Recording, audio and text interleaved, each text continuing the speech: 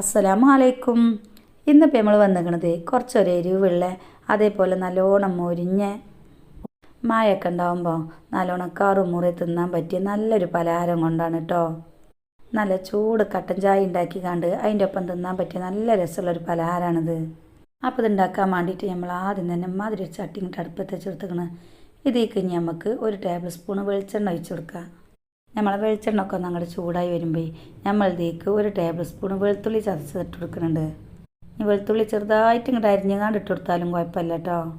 ഇതിൻ്റെ പച്ചമണമൊക്കെ ഒന്ന് അങ്ങോട്ട് മാറി വരുമ്പോൾ നമുക്ക് ഇതിലേക്ക് 1 ടേബിൾ സ്പൂൺ വറ്റൽമുളക് ഒന്ന് അങ്ങോട്ട് ചതച്ചുകാണ്ട് അതും ഇതിലേക്ക് ഇട്ട് കൊടുക്കുക. എന്നിട്ട് ഒന്ന് അങ്ങോട്ട് ഇളക്കി കൊടുത്തുകാണ്ട് നമുക്ക് ഇതിലേക്ക് 1/4 കപ്പ് അളവിൽ വെള്ളം പാർന്ന് കൊടുക്കണം. ഇനി നമുക്ക് ഇതിലേക്ക് പാകത്തിനുള്ള ഉപ്പും കൂടി ഒന്ന് ഇട്ട് കൊടുക്കണം. അപ്പോൾ ഉപ്പ് കൂടി പോകണം ശ്രദ്ധിക്കണം കേട്ടോ. 1/2 ടീസ്പൂണൊക്കെ ഉപ്പിട്ടാൽ മതിയാവും. ഇപ്പോൾ നമ്മളെ വെള്ളമൊക്കെ ഇപ്പോൾ ഇവിടെ നല്ലോണം തിളച്ച് വന്നിക്കണ്. ഇനി നമുക്ക് നമ്മളെ ഈ തിരിച്ചൊന്നും അങ്ങോട്ട് കുറച്ച് വെച്ചുകൊണ്ട് ഇതിലേക്ക് 1/2 കപ്പ് അളവിൽ അരിപ്പൊടി ഇട്ട് കൊടുക്കുക. സാധാരണ നമ്മൾ ഇടിയപ്പം ചുടുന്നതൊക്കെ സാധാരണ അരിപ്പൊടിയാണ് കേട്ടോ.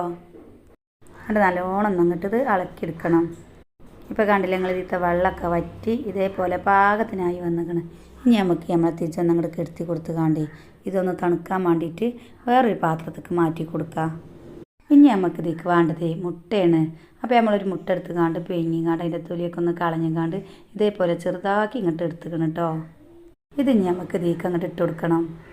പിന്നെ നമുക്ക് ഇതിലേക്ക് കുറച്ച് കറിവേപ്പിൻ്റെ ചെറുതാക്കി അരിഞ്ഞിങ്ങാണ്ട് അതും ഇതിലേക്കാണ് ഇട്ട് കൊടുക്കുക. പിന്നെ നമ്മളൊരു 1/4 ടീസ്പൂൺ മഞ്ഞൾപ്പൊടി ഇട്ട് ഒരു മഞ്ഞ നിറം കിട്ടാൻ വേണ്ടിയിട്ടാണ്. അതിനി പെട്ടില്ലെങ്കിലും തിരക്കടൊന്നുമില്ല. ഇനി ഇതൊക്കെ പാടെ കൂട്ടിങ്ങാണ്ട് നമുക്ക് നല്ലോണം ഒന്ന് അങ്ങോട്ട് കുഴച്ചെടുക്കണം. നല്ലോണം അമർത്തി അങ്ങോട്ട് കുഴച്ചെടുക്കുക കേട്ടോ. അങ്ങനെ നമ്മളിപ്പോൾ ഇത് നല്ലോണം അങ്ങോട്ട് കുഴച്ചെടുത്തിക്കണ്. ഇനി നമുക്കിത് ഏത് ഷേപ്പിൽ വേണമെങ്കിലും ഉണ്ടാക്കാൻ പറ്റും. അപ്പോൾ കണ്ടില്ലേ നമ്മളിപ്പോൾ ഈ ഒരു കോലത്തിലാണ് കേട്ടോ ഇത് ഉണ്ടാക്കുന്നത്. ഇതിന് ഏത് കോലത്തിൽ വേണമെങ്കിലും നമുക്കിത് ഉണ്ടാക്കാൻ പറ്റുമേ. നമ്മൾ കയ്യിൽ വെച്ച് ഇങ്ങനെ നീട്ടിക്കാണ്ട് ഇങ്ങനെ ഈ ഒരു ഇതിലാണ് കേട്ടോ ഇത് ഉണ്ടാക്കുന്നത്. അങ്ങനെ ഇപ്പോൾ നമ്മൾ മുഴുവനായിട്ട് ഇപ്പോൾ ഇവിടെ ഉണ്ടാക്കി വെച്ചിരിക്കണേ. ഇനി നമുക്കിത് ഒന്നങ്ങോട്ട് പൊരിച്ചെടുക്കണം. അപ്പോൾ അതിന് വേണ്ടിയിട്ട് നമ്മൾ മാതിരി ചട്ടീൻ്റെ അടുപ്പത്ത് വെച്ചെടുത്തിക്കണേ. അപ്പോൾ പെരുന്ന ചട്ടിയൊക്കെയാണെന്ന് വെച്ചാൽ നമുക്ക് കുറേ പൊരിച്ചെടുക്കാം. അങ്ങനെ നമ്മൾ ഓയിലൊക്കെ ഇപ്പോൾ ഇവിടെ നല്ലോണം ചൂടായി വന്നിക്കണ്. ഇനി നമുക്ക് ഇതിലേക്ക് ഓരോന്നായിട്ടാണ് ഇട്ട് കൊടുക്കുക. തീ പറ്റ കുറച്ചൊന്നും വെക്കാതെ കുറച്ചൊക്കെ നല്ലോണം തിജിൽ വെച്ച് കാണ്ടി ഒരു പാകത്തെ തിജിൽ വെച്ച് കാണ്ടാണ് പൊരിച്ചെടുത്താൽ മതി. ഒരു ഭാഗം ഒന്നങ്ങോട്ട് വന്ന് വരുമ്പോൾ തിരിച്ചും മറിച്ചും ഒക്കെ ഒന്നങ്ങോട്ട് ഇട്ട് കൊടുക്കുക. പിന്നെ ഈ ഒരു പലഹാരം നമുക്ക് തീരെ എണ്ണ കുടിച്ചിട്ടില്ല കേട്ടോ. തീരെ എണ്ണ കുടിച്ചാത്തൊരു പലഹാരമാണിത്. പുറം ഭാഗമൊക്കെ നല്ലോണം മൊരിഞ്ഞ് ഉൾഭാഗം നല്ലതായിക്കാണ്ട് നല്ല രസമുള്ളൊരു പലഹാരമാണിത്. എന്നിട്ട് ഇതേപോലെ തന്നെ നമുക്ക് ബാക്കിയുള്ളതും കൂടി അങ്ങോട്ട് പൊരിച്ചെടുക്കാം. അപ്പോൾ കണ്ടില്ല നിങ്ങൾ ഇത്ര എളുപ്പമാണിത് ഉണ്ടാക്കാനേ. നല്ല രസമുള്ളൊരു പലഹാരമാണ്. നല്ല കറും മൊരിഞ്ഞ പലഹാരമാണിത്. അപ്പോൾ നല്ല മഴയുള്ള നേരത്ത് നല്ല ചൂട് കട്ടൻ ചായ ഉണ്ടാക്കിക്കാണ്ട് മൊരിഞ്ഞ ഈ കടിയും കൂട്ടിയാണ് തിന്നാൽ നല്ല രസം തന്നെ കാരം. അപ്പോൾ നമ്മൾ ഉണ്ടാക്കിയ ചായക്കടിങ്ങൾക്ക് എല്ലാവർക്കും നല്ലോണം ഇഷ്ടപ്പെട്ടുകണെന്ന് വിചാരിച്ചിരുന്നു.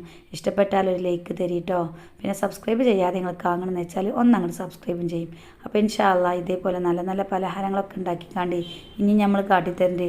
അപ്പോൾ പുതിയൊരു വീഡിയോയുമായി കാണുന്നവരെ നമ്മളെ എല്ലാ പ്രിയ കൂട്ടുകാരോടും അസ്സലാമു അലൈക്കും.